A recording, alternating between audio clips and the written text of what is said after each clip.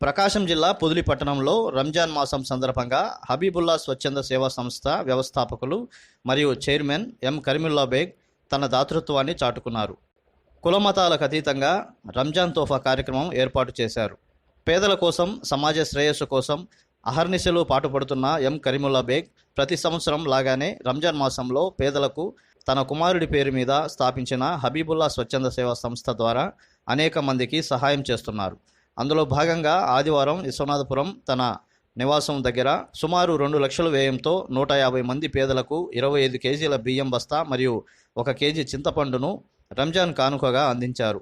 ఈ కార్యక్రమంలో ముఖ్య అతిథులుగా పొదిలి మండల విద్యాశాఖ అధికారి, పొదిలి ప్రభుత్వ బాలికల ఉన్నత పాఠశాల ప్రధానోపాధ్యాయులైన ఎం శ్రీనివాసరెడ్డి, మరిపూడి మండలం విద్యాశాఖ అధికారి, పొదిలి ప్రభుత్వ బాలుర ఉన్నత పాఠశాల ప్రధానోపాధ్యాయులైన ఈవి రంగయ్య, జన విజ్ఞాన వేదిక ప్రకాశం జిల్లా ఉపాధ్యక్షులు దాసరి గురుస్వామి, ముస్లిం మత పెద్ద మౌలానా, న్యాయవాది షబ్బీర్, యూటీఎఫ్ నాయకులు షేక్ అబ్దుల్ హై, రిటైర్డ్ ఉపాధ్యాయులు మూసా జానీ తదితరులు పాల్గొన్నారు. ఈ సందర్భంగా ముఖ్య అతిథులు మాట్లాడుతూ హబీబుల్లా స్వచ్ఛంద సేవా సంస్థ ద్వారా సమాజానికి చేస్తున్న ఎన్నో సేవలను గురించి స్మరించుకొని ఉన్న దాంట్లో ఇతరులకు సహాయం చేయాలనే తపన కలిగిన వారు చాలా తక్కువ మంది ఉంటారని, వారిలో హబీబుల్లా స్వచ్ఛంద సేవా సంస్థ చైర్మన్ ఎం కరీముల్లా బేగ్ తన కుమారుడి పేరున ఇంత మంచి సేవా కార్యక్రమాలు చేయడం అభినందనీయమని కొనియాడారు. ఎం కరీముల్లా బేగ్ మాట్లాడుతూ ముస్లిం మతంలో ఉన్న 5 సూత్రాలను పాటిస్తూ లేని వారికి సహాయం చేయాలని తాను ఇటువంటి కార్యక్రమం చేస్తున్నానని, అంతే తప్ప పబ్లిసిటీ కోసం, పొగడ్తల కోసం చేయడం లేదని భాగోద్వేగానికి లోనయ్యారు. లేని వారికి సహాయం చేయడమే రంజాన్ యొక్క విశిష్టత అని పేర్కొన్నారు. ఇస్లాం ఆచారంలో రాయర్ గారు చెప్పినట్టు, మౌలానా గారు చెప్పినట్టు 5 సిద్ధాంతాలు: ఒకటి విశ్వాసము, రెండోది నమాజు, మూడోది వచ్చేసి రంజాన్ నెలలో ఉపవాసం ఉండడము, 4వది జకాత్ విధిదానం చేయడము, ధనమున్నటువంటి వారు 5వ మక్కా యాత్ర చేయడము. ఇవి these are the fundamentals of Islam. ప్రపంచంలో ఎక్కడైనా 5 సిద్ధాంతాలు.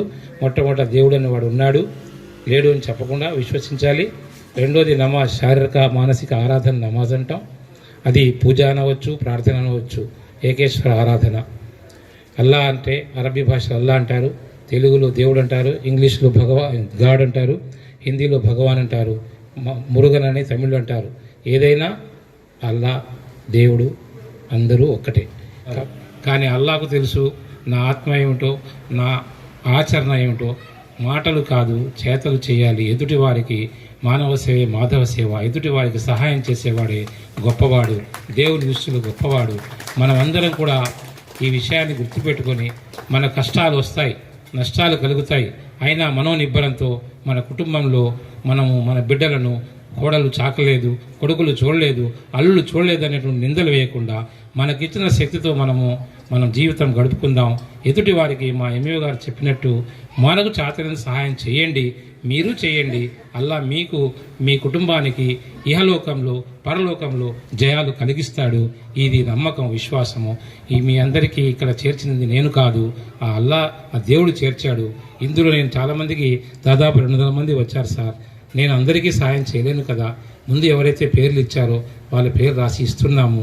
దీంతో మీరు తృప్తిపడి భవిష్యత్తులో ఇంకా అల్లా మా కుటుంబానికి మీకు కూడా ఇచ్చి మీరు కూడా 10 మందికి సహాయం చేయాలని మనం అందరం తలుచుకుని చేద్దాం. అల్లా మనకు మన కుటుంబాలకు, మన దేశానికి అంతా కూడా రక్షించుగాక. ఆమీన్. ఈ అవకాశం